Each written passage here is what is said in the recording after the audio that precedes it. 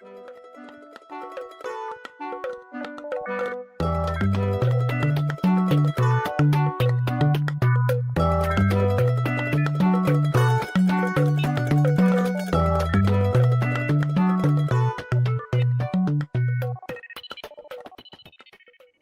vamos a arrancar entonces, justo hoy que es el último día del invierno.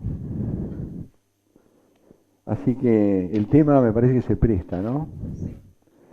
La dialéctica del deseo. Eh, Primera cuestión, párenme si no entienden. La idea es que esto sea debatido, intercambiemos, ¿sí? Por ahí yo voy a decir de algunos términos que son del psicoanálisis y, bueno, por ahí no están explicados, me preguntan, no se queden sin entender. Bueno, en principio vamos a arrancar de algo muy básico, y es que nosotros como seres humanos nacemos con una carencia fundamental, en principio porque nacemos prematuros. Nacer prematuro significa que estamos en desventaja respecto de los animales. El punto de comparación sería que para que nos pudiéramos equiparar con un animal, un chiquito tendría que estar 22 meses en la panza de su mamá. Y eso no es posible, entonces nacemos muy prematuros. Y además, nacemos a un mundo cultural que no es el natural del cual venimos. ¿Sí? Quiere decir que hay dos universos, la naturaleza y la cultura. Nosotros somos de la cultura. Y esto significa, aunque suene feo, que somos artificiales, no somos naturales. ¿Por qué? Porque la especie se encontró con una novedad extraordinaria que se llama lenguaje. Y a partir de ahí se generó un universo que no existía, porque en la naturaleza ustedes saben que no hay moral. Nada está ni bien ni mal, es como es. Pero una vez que estamos en la cultura, aparecen estas categorías, el bien y el mal, ¿no? O sea, la conciencia moral. El hecho es que tenemos ahí una madre biológica que no tiene instinto materno, o sea que no hay ninguna conexión, ni biológica, ni genética, ni instintiva, para sostener a este crío con vida. Entonces, ¿de qué dispone la madre para sostenerlo con vida? De tres categorías que vienen del lenguaje: deseo, pulsión y amor. O sea, no es un instinto que es automático, es deseo, pulsión y amor. Ahora, además, justamente por eso, estas madres nos tienen que adoptar. Si no nos adoptan, nosotros no nos quedamos ahí, no sobrevivimos. O sea que somos todos adoptados. Esto, digamos, no es evidente. Parecería que una madre, por su propia naturaleza de madre, comillas naturaleza, tendría que adoptar a su hijo, pero hay madres que no los adoptan. Entonces, tenemos que ser adoptados. Y ahí cuando nacemos se instala lo que llamamos la primera carencia, que es lo que Freud llama la tensión de necesidad.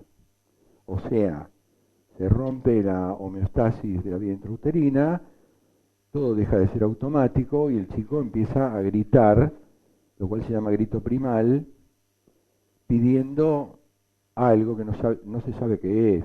Entonces el chico grita, la mamá cree que tiene hambre, entonces le da de mamar. Como ven, no hay un código común entre el chico y la mamá, entonces la mamá tiene que rebuscárselas para entender ese grito, que a veces puede ser de hambre, otras veces puede ser de frío, otras veces puede ser de lo que sea. Entonces, cuando aparece la primera tensión de necesidad, una madre que adoptó da de mamar y calma esta necesidad a través de lo que se llama satisfacción. Quiere decir que la necesidad se satisface si es biológica. Ahora, hay otras carencias que tenemos que no son susceptibles de satisfacción por completo. Y estas otras dos carencias se llaman demanda y se llama deseo. ¿Qué es una demanda? Es un pedido de algo a un otro. De hecho, un chico, que es un ser de necesidades biológicas, después empieza a demandar a esta madre a través primero de sus gritos y después del lenguaje que tarda más o menos 1 año y medio en instalarse. Fíjense que Lacan dice somos extranjeros del lenguaje. O sea que el lenguaje hay que aprenderlo, si no lo aprendemos nunca vamos a hablar. Esta demanda de este chico, que en principio podría ser de algo físico, por ejemplo leche o fuere, después se transforma en un plus, o sea, el chico quiere algo más. ¿Por qué? Porque esta madre, si lo adoptó, no solo le da la leche, sino que además le da lo que llamamos un plus de amor. Y entonces el chiquito va a pedir ese plus porque lo va a registrar. Y nunca va a ser como la primera vez. Por lo tanto, ese plus, que es un signo más, se va a transformar en un signo menos. Y después con el tiempo se va a instalar otra categoría que es el deseo. Así que tenemos 3 carencias: necesidad, demanda, deseo. La necesidad se satisface, la demanda y el deseo no. No hay con qué satisfacer la demanda y el deseo. Y ya que nos focalizamos en el deseo, esta madre, para sostener a este chico, tiene que desearlo, tiene que haberlo deseado, y a través de eso instala esta categoría del deseo en el chico. Quiere decir que el deseo se instala por afuera. Si no nos lo instalan, nunca vamos a desear. De manera que estas 3 carencias en realidad son 3 motores que generan algo. ¿Perdón? El deseo, como ser humano, es contradictorio. Me parece que el deseo está instalado en uno, porque generalmente si me dan limones en la vida, yo quiero naranjas. Bueno, pero hay que instalarlo. Vos lo que pasa es que lo pensás desde ser adulta. Pero un bebé no tiene noción de todas estas cosas, y menos del deseo. Vos fíjate que un bebé puede ser criado por una manada de perros. Nunca va a hablar y se va a comportar como un perro. No va a tener instintos, pero va a imitar a las mociones del perro. Porque ver ahí de la mamá hacia el hijo para instaurarle o para... Según el psicoanálisis, la mujer carga con una falta cultural. Nosotros no podemos decir que a la mujer le falta algo, ¿no es cierto? Ni que al hombre le sobra algo. Pero culturalmente se ha instalado esta cuestión de la falta. Y esto lo podemos ver en cualquier chico que se mira con otro desnudos, y un chico le dice a una nena: a vos te falta algo, que es el pene. Entonces, esto marca una diferencia entre los sexos, que después se tramitará de acuerdo al entorno cultural que tenga cada uno. Lo cierto es que por esa falta que tiene la mujer, tiene la posibilidad, dice Freud, de tener un sustituto que se llama bebé. Y esto se llama ecuación pene-niño. O sea, que hay una equivalencia entre lo que no se tiene y lo que se podría tener como reemplazo. Bueno, una madre sana, como diría Winnicott, una madre suficientemente buena, tendrá a este chico, lo hará sobrevivir, lo hará prosperar, y después le permitirá desprenderse de ella. Ahora, esto no es obligatorio, no va de suyo, es algo que culturalmente tiene que decidirlo una madre, si es suficientemente buena, porque hay madres que quieren retener a sus hijos. ¿Sí?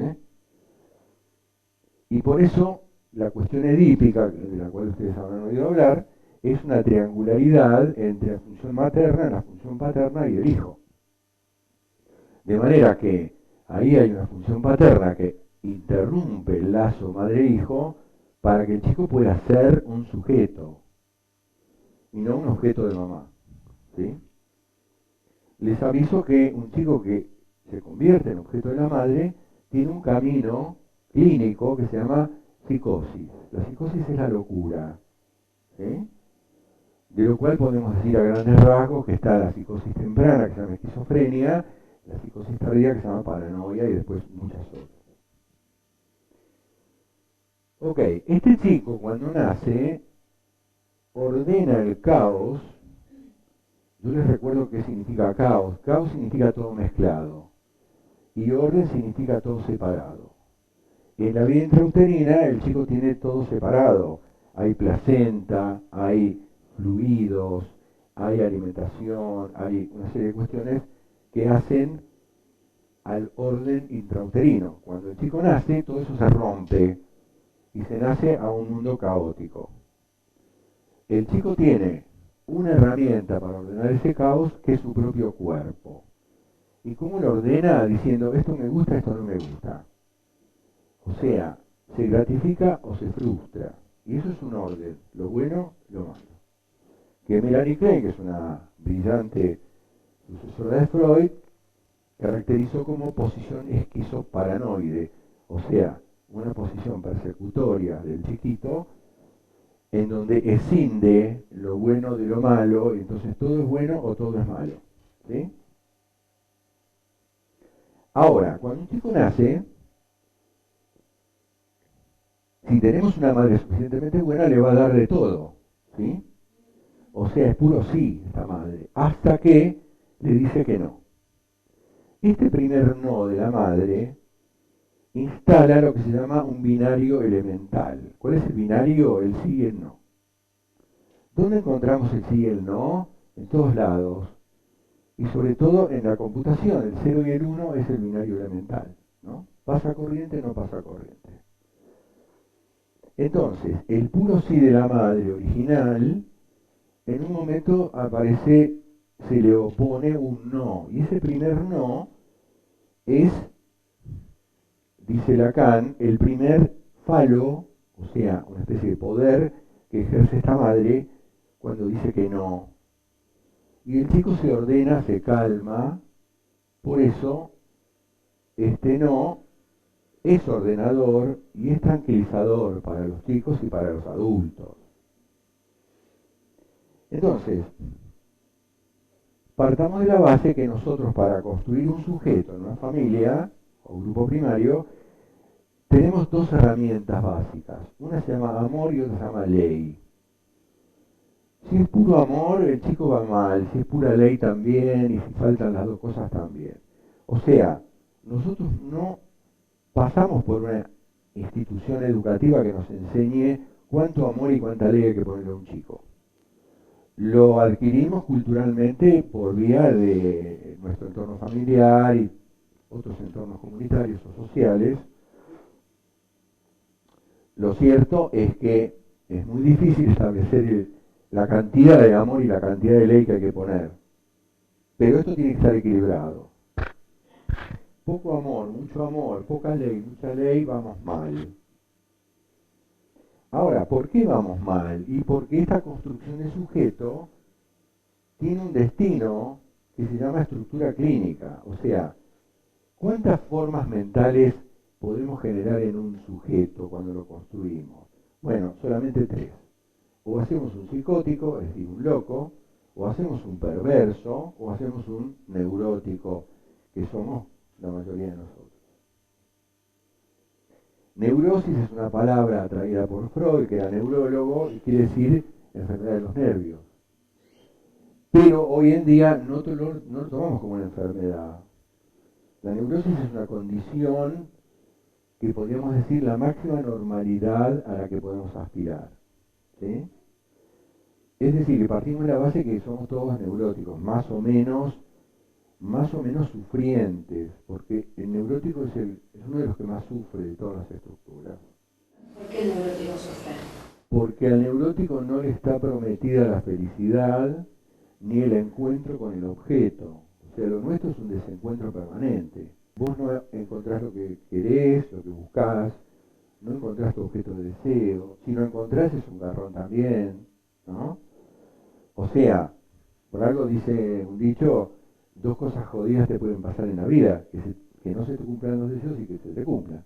Porque si te cumplen, ¿qué haces? También porque de las dos otras opciones es el más consciente, digamos, o sea, el más Sí, y sobre todo el más reprimido. El más reprimido. Porque no nos olvidemos que el neurótico tiene un aparato interno en el psiquismo que se llama super-yo, que es el de los mandatos, ¿no? Volviendo a lo que me preguntó la compañera, si vos hoy te sacás 300 millones de euros, es una gran noticia, pero ¿qué haces con eso? Ni idea. Lo más probable es que los pierdas, que hagas un mal negocio, que te estafen, que vivas angustiada porque te lo van a pagar, ¿no? Esta cuestión de la ley es fundamental porque la madre tiene una función que se llama frustradora. La madre gratifica y frustra. Ahí tenemos otro binario, ¿no? Gratifica y frustra, da y niega. Y después viene la función paterna que trae lo que llamamos la castración simbólica, que significa que un sujeto, para poder ser un ser social, tiene que tener muy en claro lo que puede y lo que no puede. O sea, sus limitaciones, su finitud, el hecho de que no lo puede todo. Y ya vemos que no siempre se logra esto, porque por algo armamos sujetos caprichosos, sujetos narcisistas y cosas por el estilo, aún dentro del esquema neurótico. Así como para ilustrar, hay tres clases de neurosis: está la histeria, está la neurosis obsesiva y está la fobia. De acuerdo a cómo nos construyeron, vamos a ir a parar algunas de esas cosas. ¿Son excluyentes o se es histérico, o se es obsesivo, o se es fóbico? Está buena tu pregunta. Es una predominancia, porque todos tenemos algo de todo. Por ejemplo, nosotros para la cuestión del amor tenemos que ser histéricos, para el laburo obsesivos y para el mundo duro fóbicos. O sea, no se puede vivir sin miedos, ni se puede vivir sin un esquema ordenador como es la obsesión, ¿no? Ahora, hay extremos. Estas estructuras provienen de la crianza infantil que va de 0 a 5 o 6 años, ¿no? Bueno, acá hay un primer título de esto que se llama La vida te da limones, ¿no? Como dijo la compañera. ¿Y de dónde viene esto? Que el limón se supone que es algo agrio y feo. El asunto es qué hacemos con el limón. Si hacemos una limonada o nos amargamos la vida, ¿no? O sea que, justamente cuando nosotros armamos la estructura del deseo, que viene de afuera, nosotros tenemos que saber equilibrar estas cuestiones. O sea, por ejemplo, nos tenemos que encontrar con la adversidad para ser, por ejemplo, resilientes, o sea, fortalecernos en la adversidad. Para eso están los padres, ¿no? Con estas dos herramientas, amor y ley, justamente la ley está para que nosotros nos fortalezcamos en la adversidad, ya que el no es una adversidad, ¿no? Nosotros venimos a este mundo depositarios de algo que se llama los dones. O sea, nosotros nos hemos beneficiado de unos dones, unos regalos que nos hacen los padres, que son tres: la vida, el lenguaje y la cultura. Cada vez que hay un don, se genera una deuda. Este es el problema del neurótico. Porque esas deudas que nosotros contraemos con nuestros padres no son susceptibles de pago. Ustedes pueden pagar una deuda en el banco, si pueden, pero con los padres no se puede. Entonces vivimos en deuda. Y como esa deuda no se puede pagar, eso genera culpa. Y sobre todo dos clases de culpa. Una es la culpa consciente, sentimiento de culpa, que ya es un castigo en sí mismo, porque cuando uno es, por ejemplo, injusto con alguien, siente culpa y eso ya es un castigo que equilibra. Pero después está el sentimiento inconsciente de culpabilidad, por el cual no somos conscientes y nos castigamos de las maneras más exóticas. Por ejemplo, como le pasaría a la compañera, perdemos 300 millones de euros, nos estafan, cometemos errores, perdemos amigos, metemos la gamba y cosas por el estilo.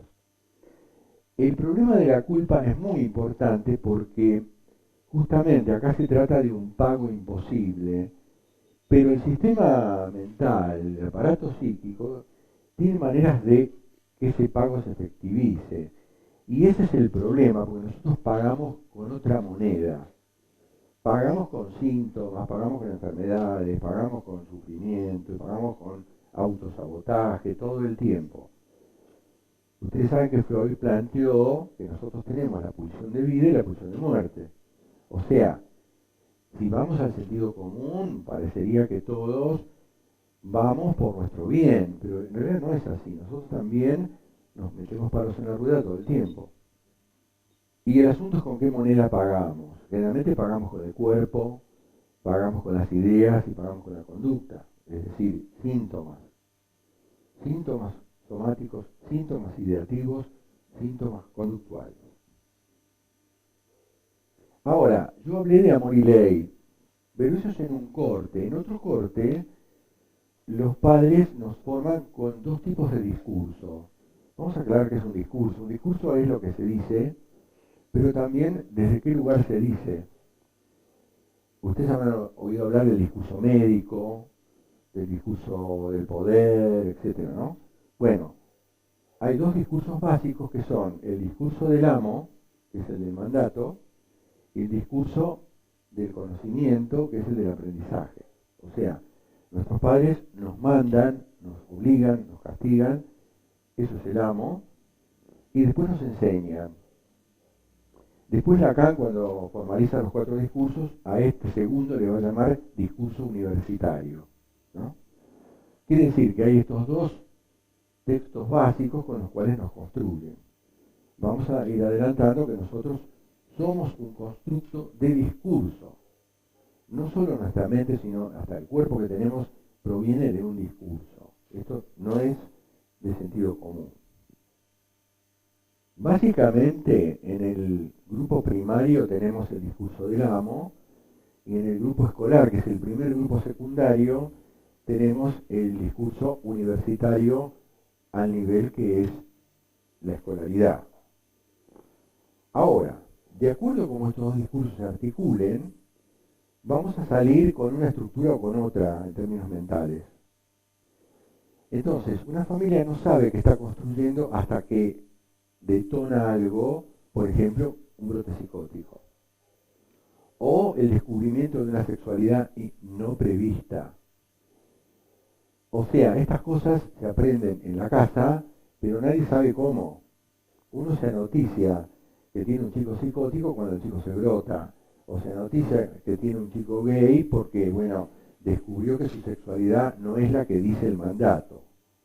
Más allá de que ahora está todo legalizado, vamos a convenir en que históricamente, antropológicamente, ha sido considerado una desviación el hecho de tener otros gustos sexuales, más allá de los que están mandados, ¿no? Bueno, estos dos discursos articulados, el amo y el del saber, forman un sujeto.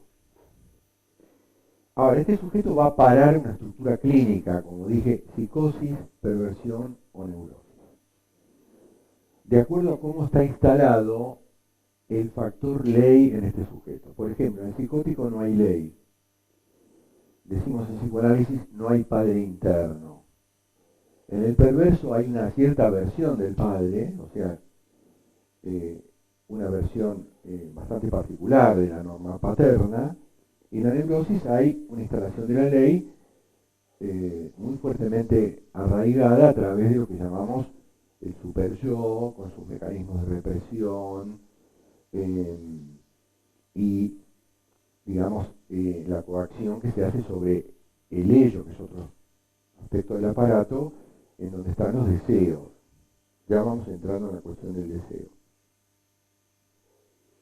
De manera que estas 3 lógicas mentales, que son psicosis, perversión y neurosis, derivan de una instalación discursiva. Esto tampoco es de sentido común. Ahora, una novedad que trae el psicoanálisis es que como nosotros estamos construidos por discursos, entonces nuestras vidas son narrativas.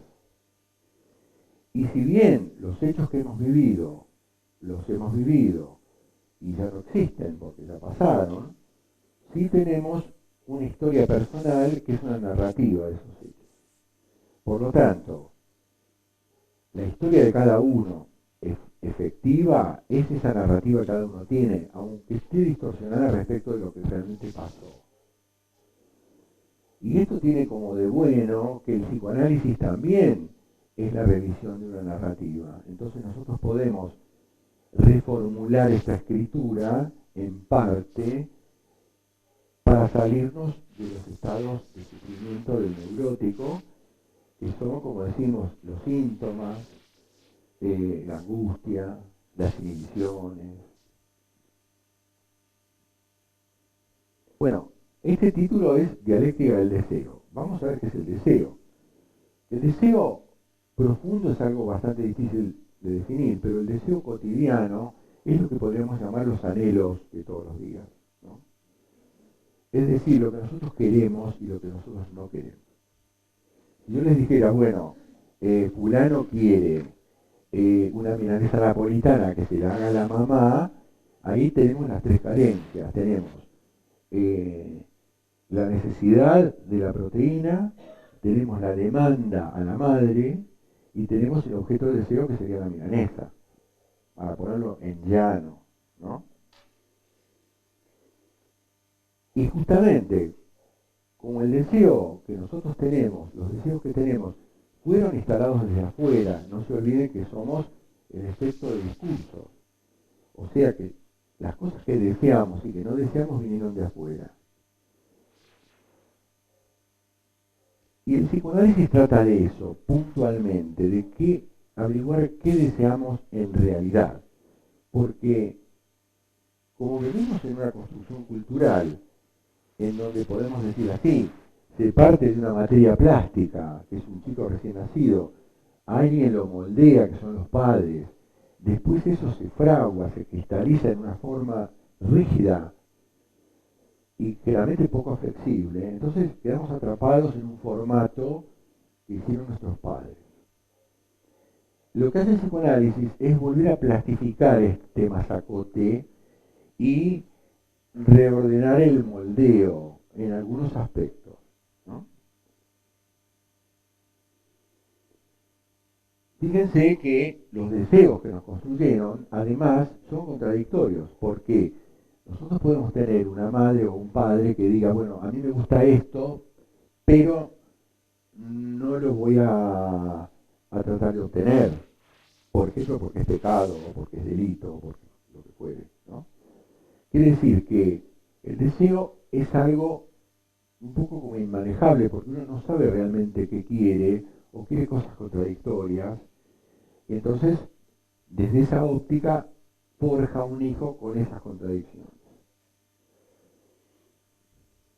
Entonces, fuimos fabricados por discursos ajenos, con deseos ajenos, con modelos que nos mostraron.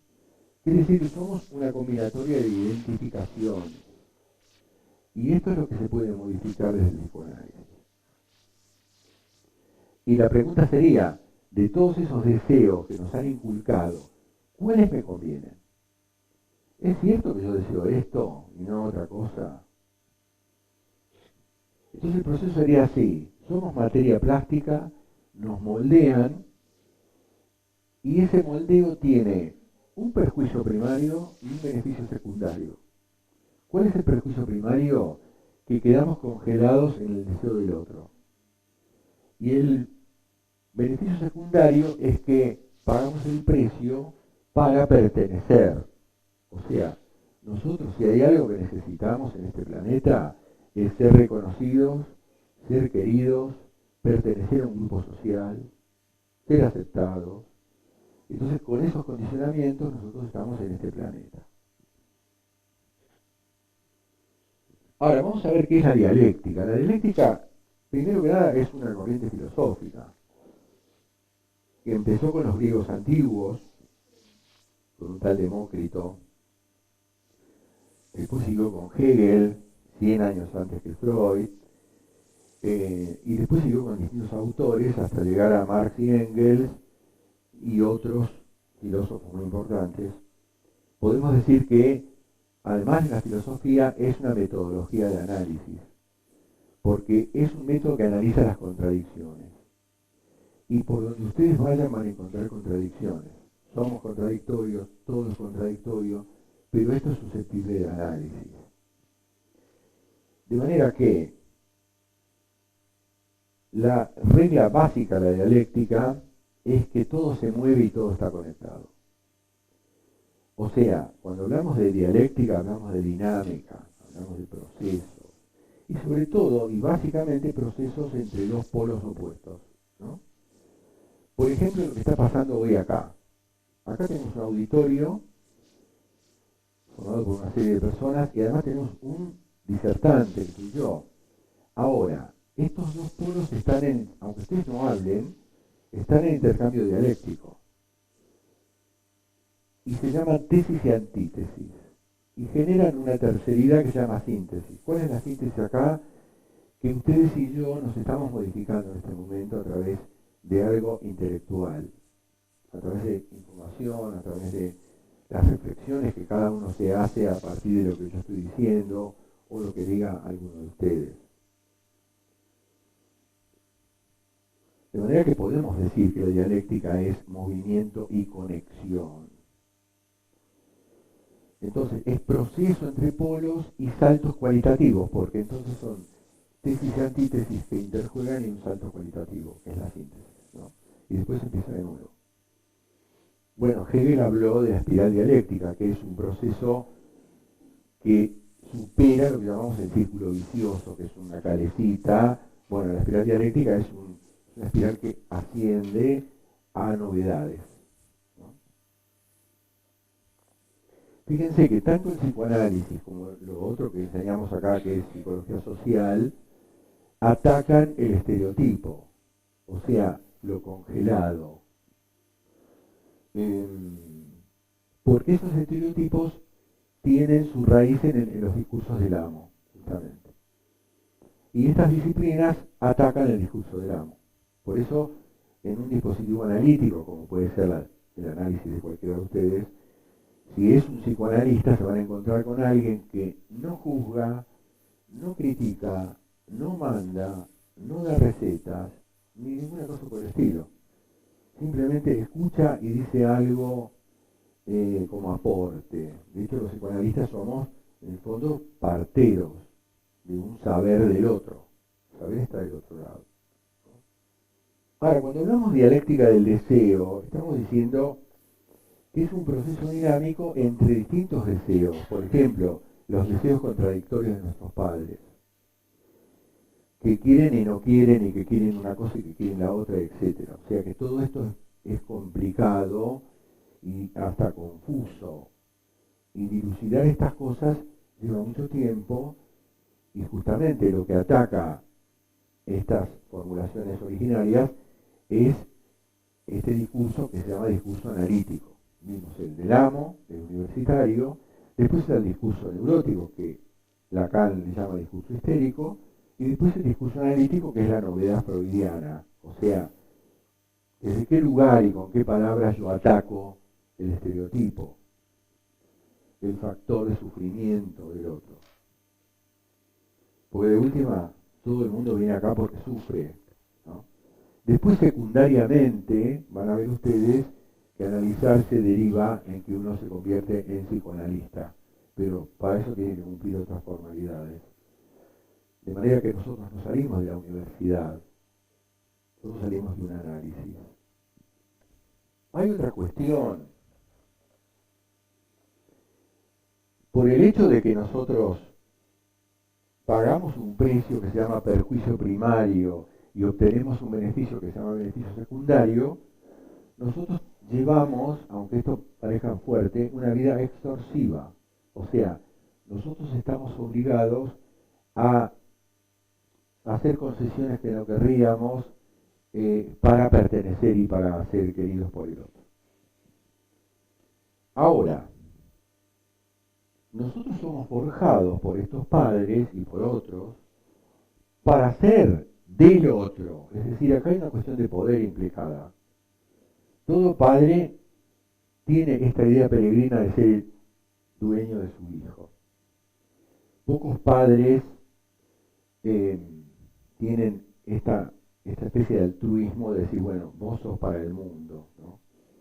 Hay una cosa retentiva en las familias, sobre todo en lo que llamamos las familias epileptoides, que son las familias masacote, contrario a las familias esquizoides, que son las familias dispersas, que son más vale los pueblos nórdicos. Ahora, en esta enseñanza que nos han inculcado, en el fondo, y esto no es evidente tampoco, nos han enseñado a ser objetos de un dueño, pero también para ser dueños de otros personajes, ¿no? O sea que estamos entre dos fuegos. Freud dijo, en el fondo nosotros tenemos tres pensamientos que son espantosos. En el fondo, quiere decir inconscientemente, respecto del otro, queremos explotarlo económicamente, reducirlo a la esclavitud y someterlo sexualmente. Esto que parece un espanto está en todos nosotros y a veces se nota en las relaciones cotidianas. O sea, esto está en la interioridad de los vínculos, como dijo Michel Foucault.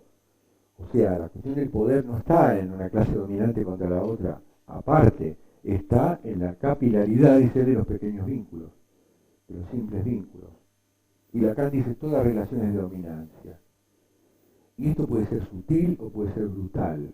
Bueno, estamos en ese mambo de estar sometidos a los mandatos heredados y hacer someter al otro a esos mandatos heredados también. O sea que hay una especie de transitivismo en nosotros, ¿no? Eso que heredamos lo queremos aplicar. Somos definitivamente víctimas y victimarios. Ahora, esto es parte de nuestro sufrimiento, de manera que un análisis tendería a disolver estas cuestiones o a reducirlas, por lo cual siempre los análisis son prolongados y son costosos en términos psíquicos, ¿no? Hay que hacer trabajo psíquico para llegar a los darse cuenta, a los insights y a cosas por el estilo. Quiere decir que por más altruistas que hayan sido nuestros padres, ellos fabricaron o cargaron con dos intenciones, o tres. En principio, esto del sometimiento, de la reducción a la esclavitud o de la explotación, pero además fabricaron seres sometidos y sometedores. Esto tampoco es evidente porque nosotros tenemos una idea bastante romántica de lo que es una familia, pero basta meterse y estudiar y analizar para ver que las familias son bastante siniestras, ¿no? De hecho, una de las definiciones de lo siniestro es lo desconocido de lo conocido. Y lo más conocido que hay es la familia, para cada uno. El tema es cómo zafar de estos mandatos. Bueno, no es fácil, porque es un zafar doble. Tenemos que zafar de ser víctimas y zafar de ser victimarios. No es fácil. Pero sí se puede a través del análisis. De manera que, si una construcción subjetiva o del sujeto arranca de la materia plástica para coagular en una estructura clínica que sería ajustarse a los mandatos, un paso liberador y superador es lo que llama Lacan ir más allá del padre, o sea, un rango de transgresión que permita derrocar algunos discursos del amo. Y para esto hace falta el análisis, no hay otro camino. Por eso decimos, es un trabajo arduo, necesario, y le decía recomendable para todo sujeto, sobre todo si somos neuróticos, porque los neuróticos sufrimos casi tanto como el psicótico. El psicótico, ¿qué le pasa al psicótico? Está en un mundo inventado, alucinado y delirante, y sufre esos delirios. Nosotros sufrimos de la novela familiar, o sea, de la narrativa de quiénes somos.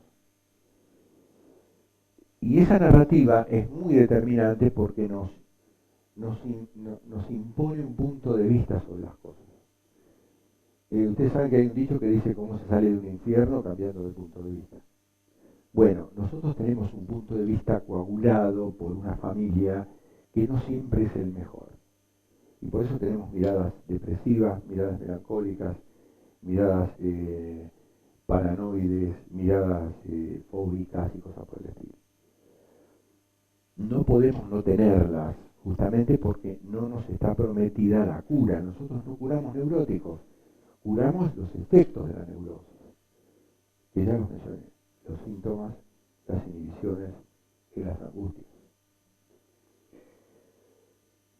Fíjense que el aparato psíquico, una vez que esta familia lo construyó, tiene tres instancias. Tiene un yo, que es este que creemos que somos, tiene un super yo, que es ese mandato interno, que suele ser terrible, y tiene un ello, que es el que manda los deseos. Bueno, sobre todo el ello y el super yo son los que se ponen en cuestión en un análisis, porque son cuestionables y pueden ser cuestionados. Yo tengo que saber, después de un análisis, redondamente qué quiero y qué no quiero en mi vida. Por lo cual sufro o no triunfo o desarmo vínculos o lo que fuera que sea. Bueno, en principio, esta construcción que hace una familia, como provenimos de estas tres categorías, deseos, pulsiones y amor, nosotros salimos a imagen y semejanza de esas ideas sobre el amor, las pulsiones y el deseo.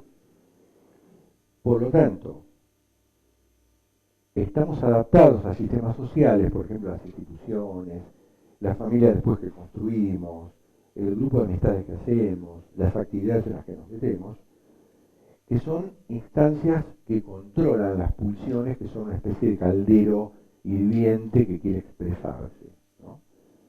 Ahora, como estas pulsiones están así amordazadas por los sistemas sociales, es que nosotros hacemos constantemente síntomas y hacemos y tenemos angustias y tenemos inhibiciones. Una inhibición es una función del yo que el yo sabe hacer pero no la puede hacer en determinado momento. Bueno, dicho esto, queda abierto el debate, así que podemos intercambiar conmigo y entre ustedes de lo que quieran. Son libres. Yo no sé si van a usar esa libertad, porque parte de este mandato que tenemos es que hay que cuidarse de lo que de lo que se va a decir. Entonces por eso la gente a veces no pregunta, no comenta, no opina, no se expone. Entonces yo los estoy invitando a que sean un poquito libres hoy. Una preguntita. Señora. Bueno, respecto al deseo de la madre, vos hablaste del deseo que constituye al sujeto, ¿no? Sí. Pero también hablaste de un deseo que constituye un objeto, ¿no? Dijiste que, bueno, que una madre que constituye un objeto, un hijo objeto, constituye un psicótico. ¿Sí? Esto me gustaría que por ahí pudiéramos pensar un cacho el tema de esto del deseo de la madre, que puede ser tan constructivo como destructivo. Mirá, hay una cierta tendencia en la mujer madre de retener a su hijo. De hecho, cuesta, por más sana que sea esta madre, cuesta dejarlo ir, ¿no? Generalmente una madre llega a una edad del pibe que le dice, y se fue con una loca, ¿no? Que vendría a ser su rival, ¿no? Ahora, hay grados de esto.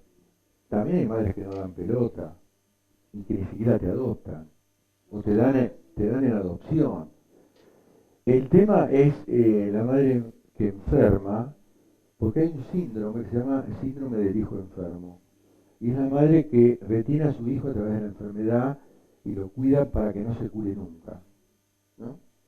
Entonces, esta díada se llama díada narcisística, madre-hijo, que no se corta porque ella no quiere, por más que venga un padre con la función de corte, si ella no lo habilita, no corta nada.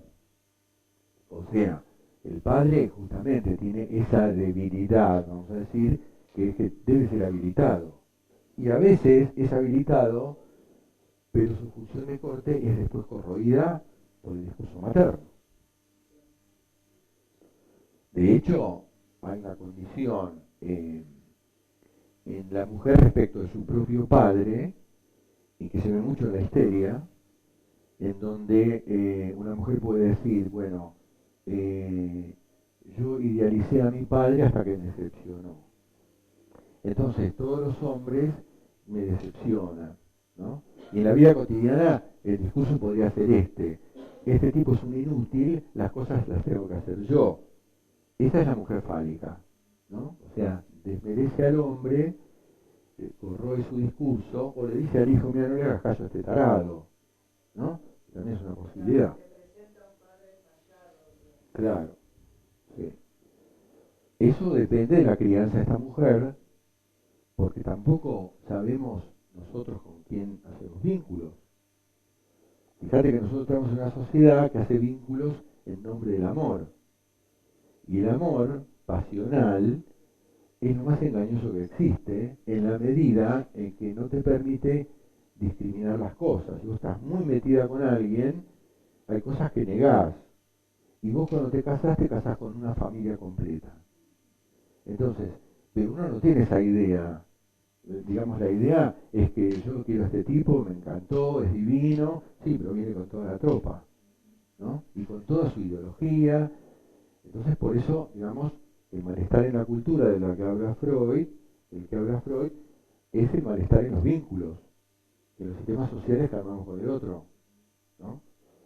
Ahora, poco puede hacer un padre si tenemos una madre con esas características. O sea, no hay salvataje posible. Y no, porque esta mujer generó este hijo. No sé si vieron una película que se llama Las Brujas de Eastwick, con Jack Nicholson. 3 mujeres que eran brujas. Y el tipo es el diablo.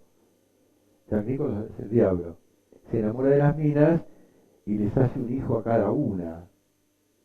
Y después ellas hacen un conjuro y lo dominan al diablo y lo reducen a una imagen en una pantalla de televisión.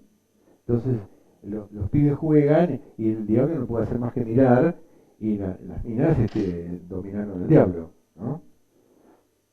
O sea, y tampoco tenemos ninguna garantía de que la mujer con la que vamos a procrear sea como cree. De hecho, nosotros vivimos en un mundo sin garantías, empezando por los 3 grandes garantes caídos: Dios, el Estado y la ciencia. Son garantes caídos. O sea, estamos a la deriva, ¿no? Es un poco así. Por eso Freud dice, nosotros, además de adoptados y prematuros, somos huérfanos después, porque no tenemos garantía. El amor no supone una garantía. Yo te puedo decir, te amo hasta el cielo, y ¿qué significa? Una pregunta. Pensando en la idea de una madre que pueda ser lo suficientemente buena como para dejarlo ir al hijo. Esto, aparte de tener que ver con su forma de ser, puede tener que ver con cómo ella haya elaborado su propio complejo de Edipo con su padre. Porque no te olvides que la mujer entra en el Edipo por decepción con la madre. Ella no tiene angustia de castración, no tiene un órgano para perder a manos de papá, como le pasa al varón. Cuando no tiene angustia de castración, la mujer tiene complejo de castración.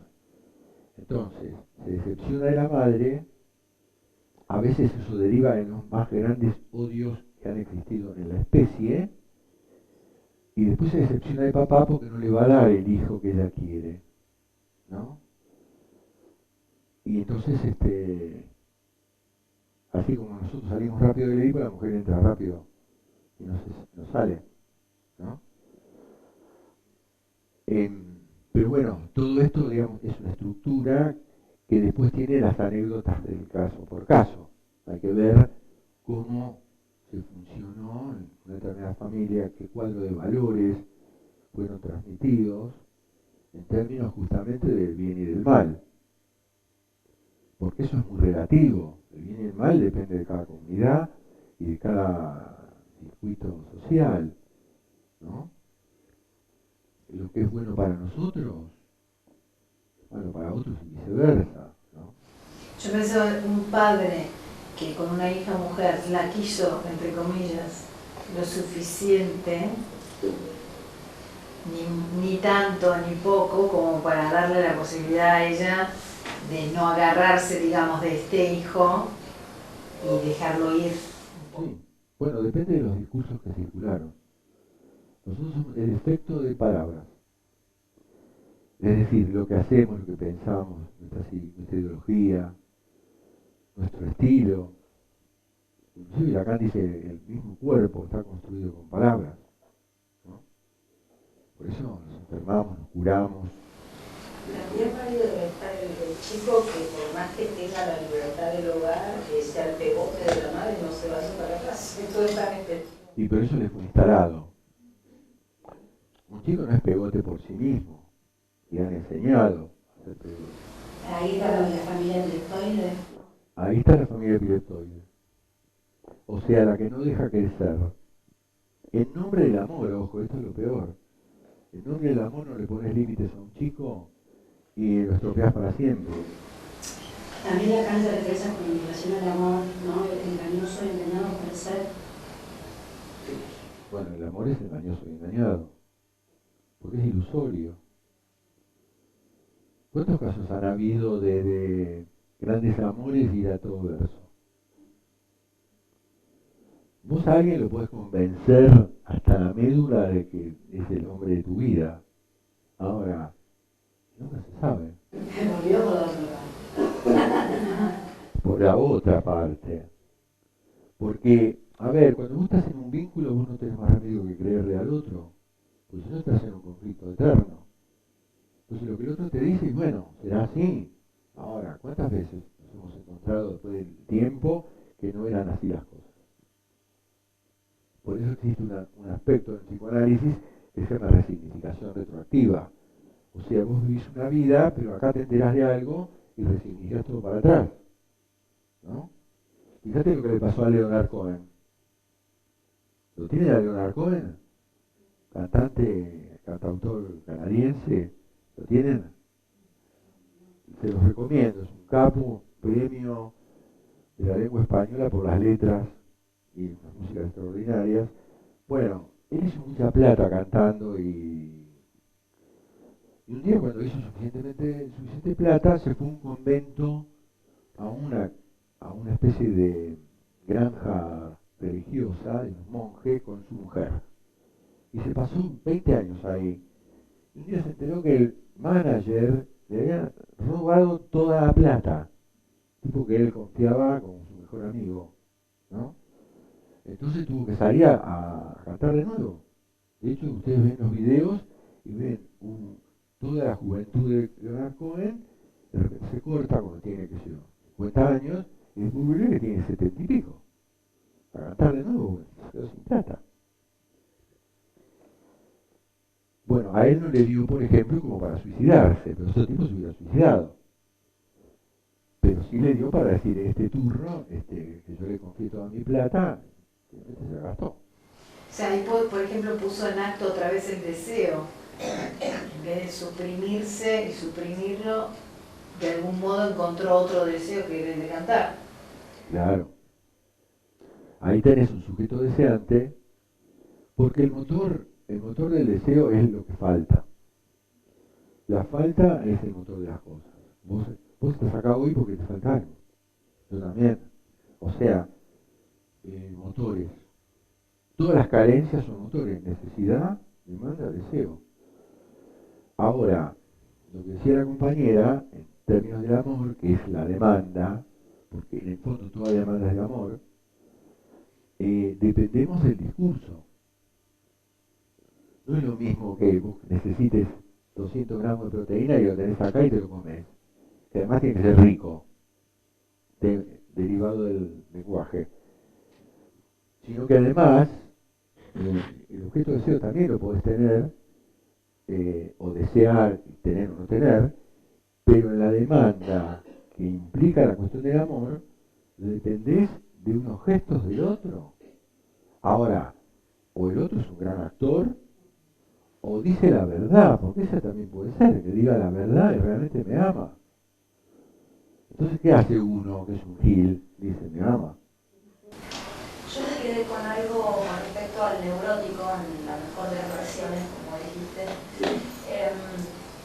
Inconformes, inconformes, contradictorios. Es más allá de un insight constante, más allá del psicoanálisis, es algo con lo que tenemos que vivir, considero neurótica. Es algo con lo que tenemos que vivir como seres humanos, es reversible. Mirá, el psicoanálisis apunta a las modificaciones. Es decir, vos no tenés por qué vivir una vida de sufrimiento, sobre todo si vos tomaste la decisión de analizarte, es porque ya empezaste a poner en cuestión algo. Vos estás diciendo, pero ¿cómo es vivir así? Exactamente, por ahí sí, porque, digamos, es el comienzo, ¿no? De algo que uno quiere cambiar. Pero me quedé con eso que hablabas con la compañera, que estamos como, tenemos una cosa pero justo queremos la otra, queremos y no sabemos qué hacer, lo obtenemos y no sabemos cómo manejarlo, no lo tenemos, lo deseamos, y así es como constantemente, tenemos lo que buscamos y ya necesitamos otra cosa. Bueno, en realidad no somos una bola sin manija.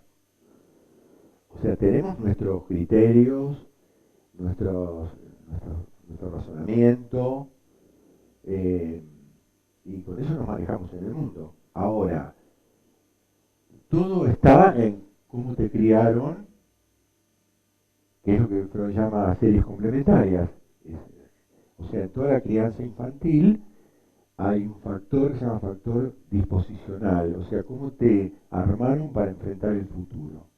Y después hay el factor desencadenante, o sea, vos en la vida adulta te encontrás con un hecho y cómo define tu aparato psíquico una conducta en función del factor disposicional, ¿no? Entonces, eso hay infinidad de variantes. A vos te pueden haber armado precariamente, y entonces cualquier factor desencadenante te va a desestabilizar, o te pueden haber armado consistentemente, y por más que vivas una experiencia terrible, vas a salir airosa. Fíjate en los campos de concentración. ¿Cómo salieron todos locos de ahí? Y porque tenían un buen factor disposicional. Después rearmaron sus vidas, y qué sé yo. Por supuesto que muchos se murieron y muchos sí se volvieron locos, ¿no? Por las mismas razones. Es decir, ¿cómo me criaron a mí? ¿No? Entonces, digamos que el punto de partida sería lo que por ahí me considero que tuve como la capacidad de la búsqueda y pararte y decir, más allá de estar en mi zona de confort, más allá de estar en la parte cómoda de mi vida, hay cosas que no me gustan, no quiero esto para mí, no quiero esto para mí porque fue un término que utilizaste, o quiero esto para mí, y arrancar con el cambio, ¿no es cierto? Como una pregunta muy clave. Sí, pasa que en todas esas movidas hay una transacción. O sea, nada es sin precio. Vos para hacer un cambio pagás un precio. El tema es qué pagás y con qué pagás. Muchas veces pagamos con el cuerpo. Ahí están las enfermedades, los síntomas, ¿no? Otras veces pagamos con las ideas. Por ejemplo, si vos te vivís despertándote a la mañana con un montón de maquinaciones mentales, ese es un síntoma ideativo. Y si haces cosas que terminan perjudicándote, son síntomas conductuales. Y vos decís, pues, ¿por qué hice eso otra vez? Además, una de las cuestiones básicas del psicoanálisis es la repetición. O sea que uno repite conductas compulsivamente, ¿no? O sea, la repetición compulsiva, ¿no? Es uno de los cuatro conceptos fundamentales: inconsciente, pulsión, transferencia y repetición. Por algo está ahí entre los cuatro primeros, ¿no? El círculo vicioso o el estereotipo tiene un costo y también tiene un beneficio.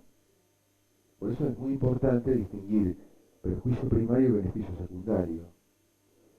A veces vos pagás el precio costoso de, por ejemplo, del sufrimiento para pertenecer a un grupo social, para no quedar afuera.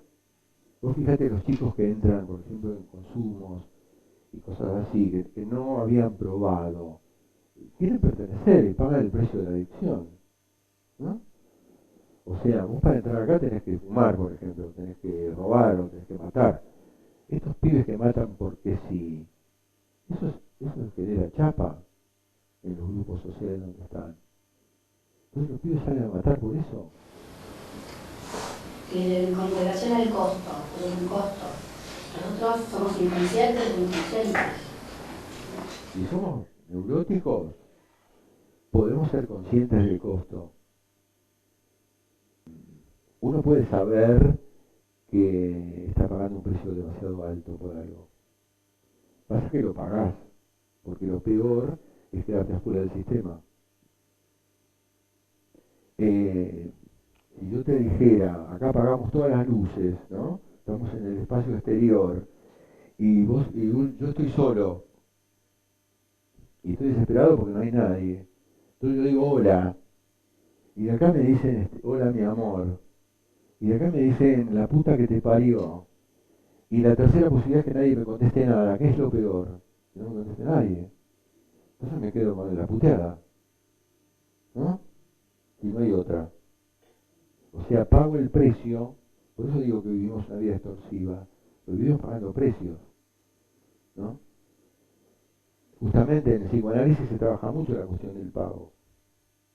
Y el pago al analista tiene un valor simbólico muy alto, ¿no? Por eso siempre tiene que costarte, para que no pagues en otra moneda.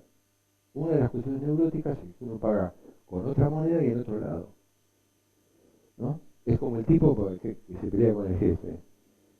Entonces, en vez de agarrársela con el jefe, se agarra con la mujer. Ahí ya está, pagando con otra moneda y en otro lado, ¿no? Y eso vivimos haciendo nosotros, eso, por nuestra condición neurótica. Una pregunta cuando habló de discurso amo, que cuando niños entran a la escuela solo tienen discurso universitario, ¿no?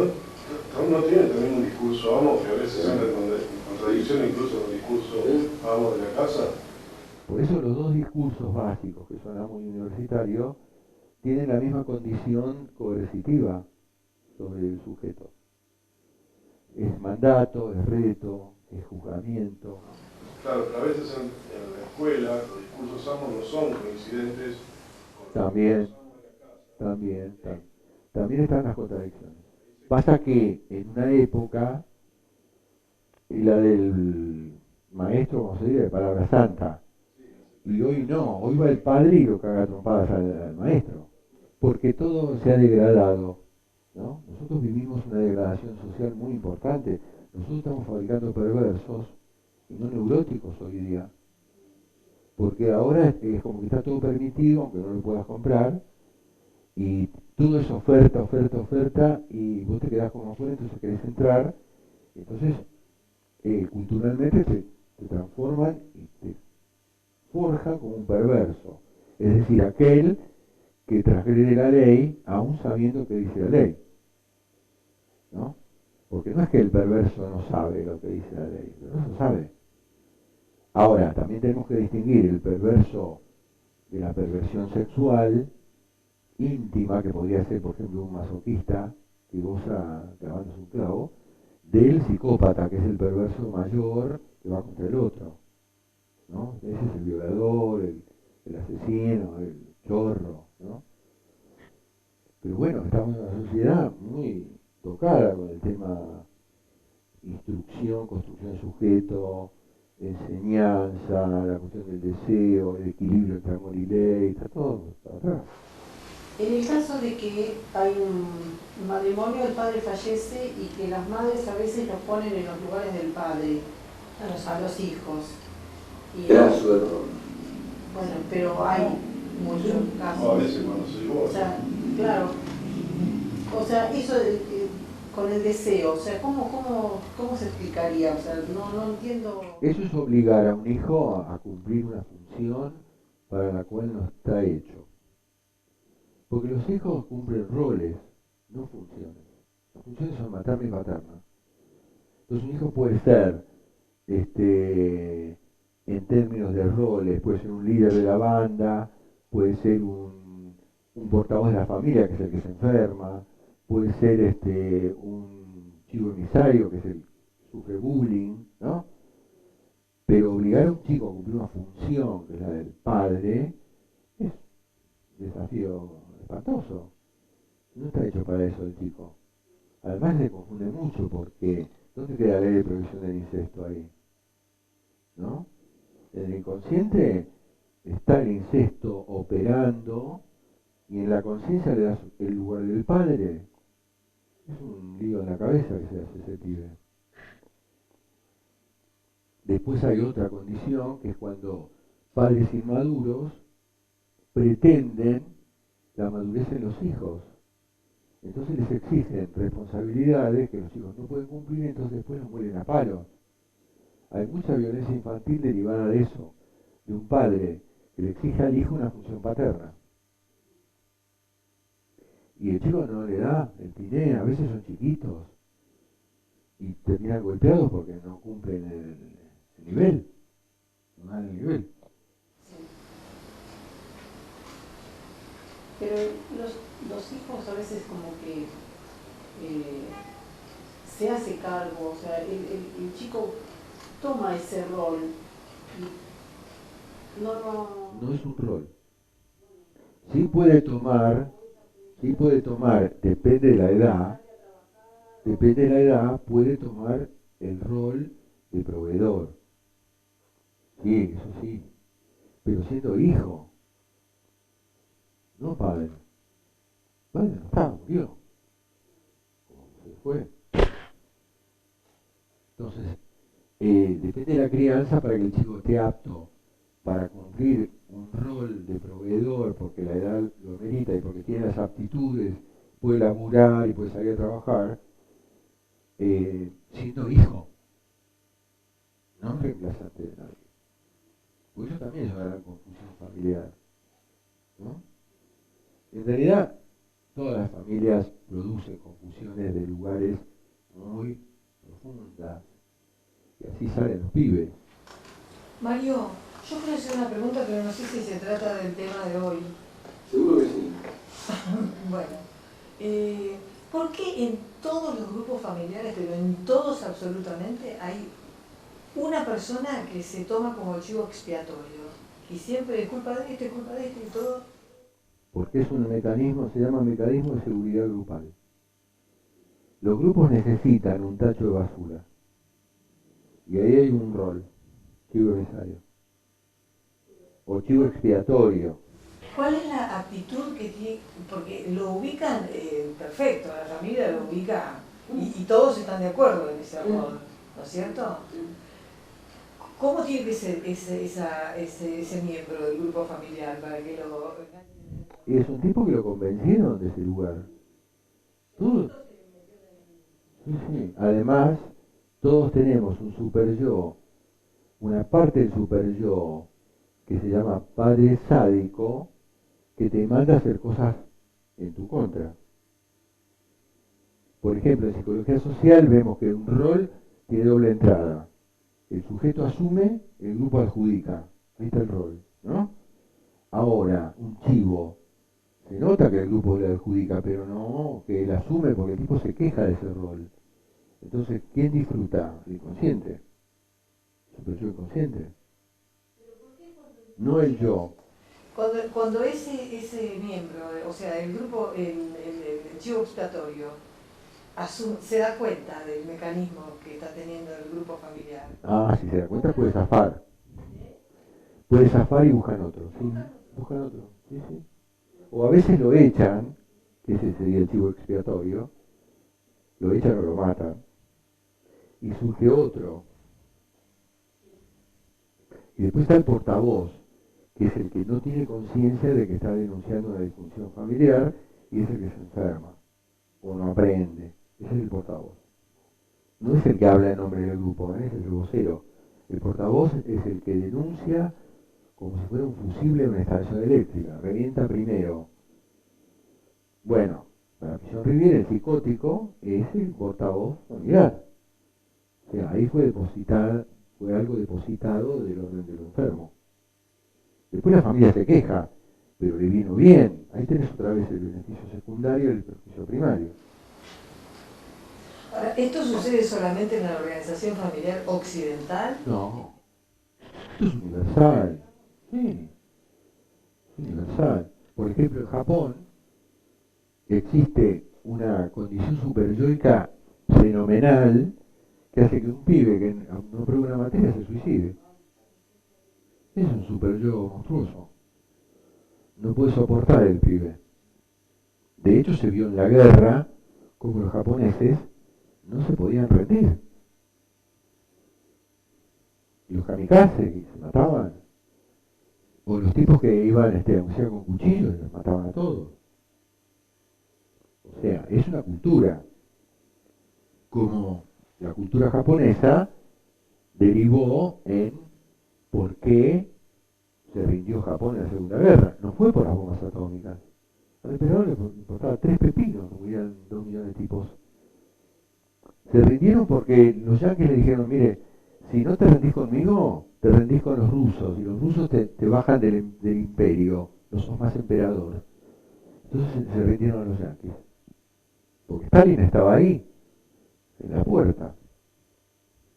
No fue por las bombas atómicas. Es un verso yanqui. Si murió más gente en Tokio con los bombardeos que en las bombas atómicas. Eran todas casas de papel. ¿No? 2 bombas atómicas y los tipos no se rendían. Ahora, para no tirar la tercera, le dijeron a Hirohito, que era el emperador, mire, se le terminó el imperio acá, con Stalin. Ah, bueno, firmo. Qué cosa el ser humano, ¿no? Intrincado, te da ganas de ser un alien. Bueno, pero ahí tenés el sentido del samurái japonés.